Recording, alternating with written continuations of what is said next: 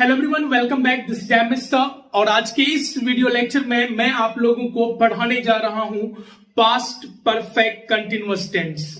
तो चलिए आज के इस वीडियो लेक्चर में विदाउट डिले हम लोग जानते हैं पास्ट परफेक्ट कंटिन्यूअस टेंस के बारे में।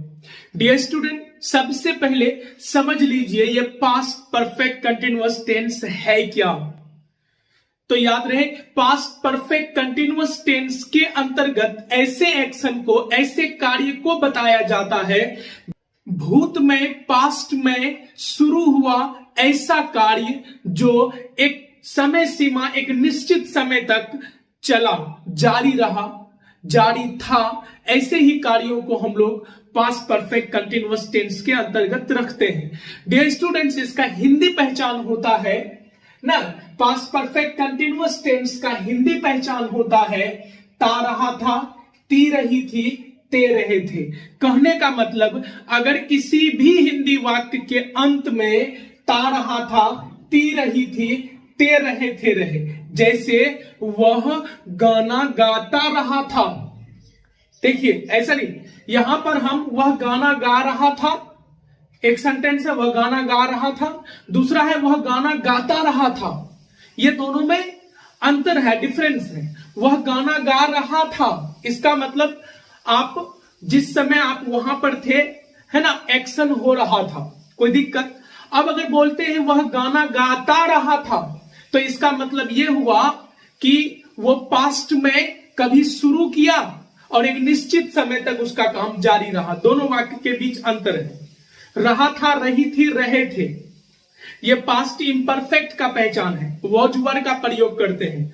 मैं जा रहा था, आई वॉज गोइंग। मैं गाना गा रहा था, I was singing a song. लेकिन यहीं पर अगर हो जाए मैं गाना गाता रहा था, इसका मतलब पास्ट में मैंने कभी शुरू किया और एक निश्चित समय तक मेरा काम जारी था। Any problem? तो याद रहे, वह सभी हिंदी वाक्य जिसके अंत में ता रहा था, ती रही थी, ते रहे थे रहे। वह गाना गाता रहा था, वह गाना गाती रही थी, वे लोग गाना गाते रहे थे। तो ता रहा था, ती रही थी, ते रहे थे, इससे अगर कोई वाक्य समाप्त होता है तो वो भी आपका कहां चला जाता है? पास्ट परफेक्ट कंटिन्यूअस में। डियर स्टूडेंट, इसका एक और पहचान है, समय प्लस रहा था, रही थी, रहे थे। कहने का मतलब, अगर समय के साथ रहा था, रही थी, रहे थे, रहे, तो यह भी वाक्य आपका पास्ट परफेक्ट कंटिन्यूअस टेंस के खाते में जाएगा। जैसे देखिए, मैं गाना गा रहा था, ये पास्ट इम्परफेक्ट है। I was singing a song. लेकिन मैं 2 वर्षों से गाना गा रहा था, मैं 2 वर्षों से गाना गा रहा था, मतलब 2 वर्ष पहले मेरा काम शुरू हुआ था और काम लगातार 2 वर्ष तक जारी रहा। पास्ट में मेरा काम शुरू हुआ और पास्ट में ही एक निश्चित समय तक मेरा काम जारी था। ऐसे ही कार्यों के लिए तो पास्ट परफेक्ट कंटिन्यूअस टेंस का हम प्रयोग करते हैं। तो याद रहे, सिर्फ रहा था, रही थी, रहे थे, रहे, तो पास्ट इम्परफेक्ट वाज या वर्ब प्लस बिफोर। लेकिन अगर रहा था, रही थी, रहे थे के साथ समय हो, क्या हो? समय, तो वो चला जाएगा आपका कहां पर? पास्ट परफेक्ट कंटिन्यूअस टेंस में। पास्ट परफेक्ट कंटिन्यूअस टेंस का डियर स्टूडेंट्स 2 पहचान है। एक वह सभी वाक्य जिसके अंत में ता रहा था, ती रही थी, ते रहे थे, मैं गाना गाता रहा था, मैं पढ़ाई करता रहा था, मैं पढ़ाता रहा था, नहीं, तो ता रहा था, ती रही थी, ते रहे थे, पास्ट परफेक्ट कंटिन्यूअस का एक पहचान है। दूसरा पहचान है, रहा था, रही थी, रहे थे, लेकिन समय होनी चाहिए। जैसे मैं जा रहा था, इसमें केवल रहा था, समय नहीं है, तो ये पास्ट इम्परफेक्ट में चला जाएगा, वॉज वर्ब प्लस बिफोर के खाते में जाएगा। लेकिन अगर यहीं पर हो, मैं 2 दिनों से जा रहा था, यहां पर लास्ट में रहा था, लेकिन 2 दिन क्या है? समय है। समय आ गया दोस्तों, तो याद रहिए चला जाएगा आपका कहां पर? पास्ट परफेक्ट कंटिन्यूअस टेंस में। देखिए, मैं गाना गा रहा था, सिर्फ रहा था, तो ये चला गया आपका कहां पर? पास्ट इम्परफेक्ट में, वाज या वर्ब प्लस बिफोर के खाते में। लेकिन मैं 2 2 वर्षों से गाना गा रहा था, मैं 2 वर्षों से गाना गा रहा था, लास्ट में रहा था समय आ गया, ये चला जाएगा पास्ट परफेक्ट कंटिन्यूअस टेंस। मतलब आपका जो पास्ट परफेक्ट कंटिन्यूअस टेंस है इसका 2 पहचान है, ता रहा था, ती रही थी, ते रहे थे भी है, और साथ ही साथ है समय प्लस रहा था, रही थी, रहे थे। तो इस तरह का कोई भी हिंदी वाक्य अगर आप लोगों को मिल जाए और कहा जाए बाबू ट्रांसलेट इट इनटू इंग्लिश, इसको अंग्रेजी में ट्रांसलेट कर दो, then how will you translate such types of sentence into English? Let's know, जानते हैं। अगर ऐसे वाक्यों में सब्जेक्ट मेन होगा, समझिए अच्छे से, इस तरह के वाक्यों में अगर सब्जेक्ट मेन होगा, डियर स्टूडेंट, सब्जेक्ट अपने बाद हैड बीन प्लस बिफोर लेगा। हैड बीन प्लस क्या लेगा? बिफोर लेगा। लेकिन ऐसे वाक्यों में अगर ऑब्जेक्ट मेन हो गया तब क्या कीजिएगा डियर स्टूडेंट? कुछ भी नहीं करना है। हम जो सूत्र बता रहे हैं, हम जो आपको टेक्निक बता रहे हैं, बस उसको याद कर लीजिएगा। ता रहा था, ती रही थी, ते रहे थे, समय प्लस रहा था, रही थी, रहे थे। वाक्य में अगर सब्जेक्ट मेन होगा तो सब्जेक्ट अपने बाद हैड बीन प्लस बिफोर लेगा। लेकिन अगर वाक्य में ऑब्जेक्ट मेन होगा तो कुछ नहीं करना है, ऑब्जेक्ट के तुरंत बाद had been plus being plus V3 होगा। हम आई होप ये आप लोग खुद से सोच लेते होंगे। हमने आपको कई बार बताया कि जिस भी वाक्य में ऑब्जेक्ट मेन होगा वहां वर्ब का तीसरा रूप आता है। आई होप आपका माइंड में होगा ये।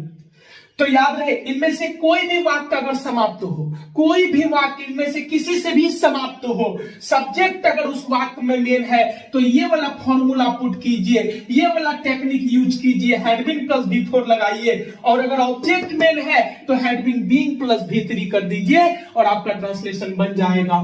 चलिए देखते हैं कुछ एग्जाम्पल लेकर के। जैसे वह 2 वर्षों से अंग्रेजी पढ़ा रहा था।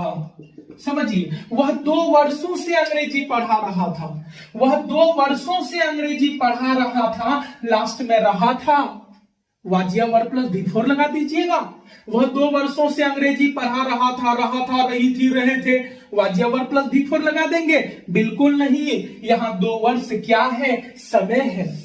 रहा था, रही थी, रहे थे, रहा था, रही थी, रहे थे, लेकिन यहां 2 वर्ष क्या है? समय है। तो रहा था, रही थी के साथ अगर समय हो तो ये चला जाएगा आपका कहां पर? हैड बीन प्लस ये चला जाएगा आपका पास्ट परफेक्ट कंटिन्यूअस टेंस में, है ना। और याद रहे, इसका ट्रांसलेशन के लिए हमारे पास 2 पॉइंट है। सब्जेक्ट में तो ये वाला पुट करेंगे, ऑब्जेक्ट में तो ये वाला पुट करेंगे। वह 2 वर्षों से अंग्रेजी पढ़ा रहा था, तो वह 2 वर्षों से अंग्रेजी पढ़ा रहा था, पढ़ाने का काम कौन कर रहा था? वह। ये वह क्या हो गया? सब्जेक्ट। रहा था, रही थी से समाप्त हुआ, है ना, समय भी है, मतलब पास्ट परफेक्ट कंटिन्यूअस टेंस में चला गया। और पास्ट परफेक्ट कंटिन्यूअस में अगर सब्जेक्ट मेन हो तो हैड बीन प्लस V4 होता है। तो वह 2 वर्षों से अंग्रेजी पढ़ा रहा था, हो जाएगा ही हैड बीन, है ना, हैड बीन उसका V4, पढ़ना का टीच का V4 क्या होगा? टीचिंग। तो he had been teaching English, he had been teaching English for 2 years। चलिए, तो इस वाक्य में सब्जेक्ट मेन था। याद है, हमने आपको क्या बताया कि जिस भी हिंदी वाक्य के अंत में रहा था, रही थी, रहे थे, प्लस उसमें समय रहे, तो ऐसे वाक्यों को पास्ट परफेक्ट कंटिन्यूअस टेंस में समझा जाता है। और ऐसे वाक्यों में अगर सब्जेक्ट मेन है तो हैड बीन प्लस V4 का यूज करेंगे। हमने देखा कि लास्ट में रहा था प्लस समय, तो इससे ये साफ साफ क्लियर हो गया कि ये जो वाक्य है पास्ट परफेक्ट कंटिन्यूअस टेंस में है।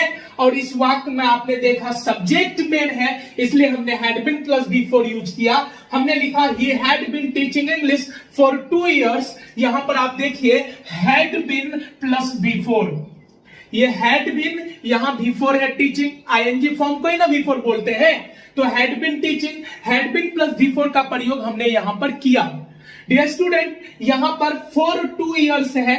आई होप आपको सिंस और फॉर का प्रयोग पता होगा, है ना। पॉइंट ऑफ टाइम के लिए मतलब दिन, महीना, वर्ष, घंटा, दिन का भाग, है ना, ऋतु, जिसको हम लोग सीजन बोलते हैं, मौसम है ना, इन सभी के नामों के पहले सिंस का प्रयोग करते हैं। और संख्या के साथ दिन, महीना, वर्ष, सप्ताह लगा रहे वहां फोर का प्रयोग करते हैं। जैसे है ना, 2 वर्ष है यहाँ पर 2 इयर्स, ये 2 क्या है, संख्या है, 1 2 3 4 ये संख्या है ना, संख्या के साथ ईयर लगा हुआ है, इसलिए यहाँ पर 4 हो जाएगा। I hope. चलिए एक काम करते हैं, सिंस और 4 का एक सेपरेट ढंग का वीडियो बनाकर मैं यूट्यूब पर अपलोड कर दूंगा और आप लोग अच्छे से उसको देख लेंगे।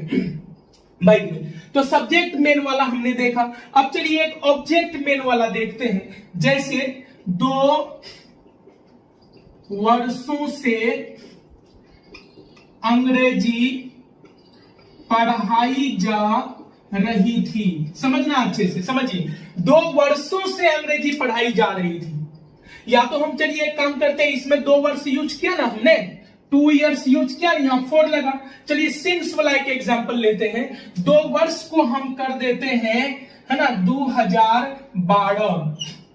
2012 से अंग्रेजी पढ़ाई जा रही थी। अब देखिए 2012 से अंग्रेजी पढ़ाई जा रही थी, लास्ट में रही थी, और ये 2012 क्या है, समय है।